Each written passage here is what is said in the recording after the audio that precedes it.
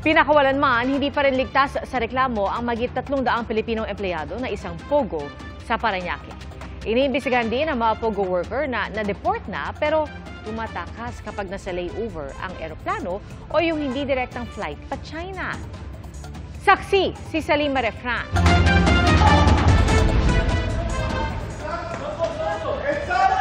Na-recruit para sa maayos sa trabaho pero ginawa umanong scammer ang mga naabutan ng PAOK o Presidential Anti-Organized Crime Commission sa isang gusali sa Parañaque City noong Huwebes.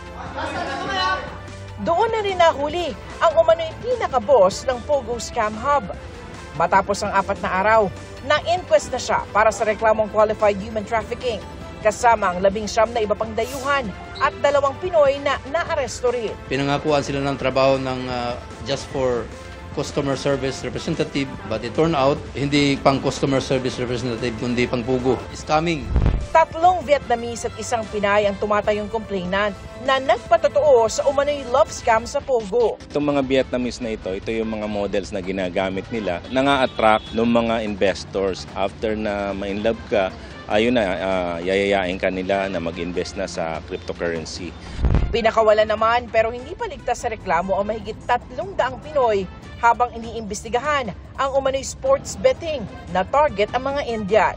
Nakikipag-ugnayan na raw ang Indian Embassy para hingin ng mga gadget na nakumpiska sa raid. Ngayon kasi kinukuha pa namin yung mga laman nitong mga to at titingnan natin kung sino-sino dun sa mga nationalities nila yung mga na-scam.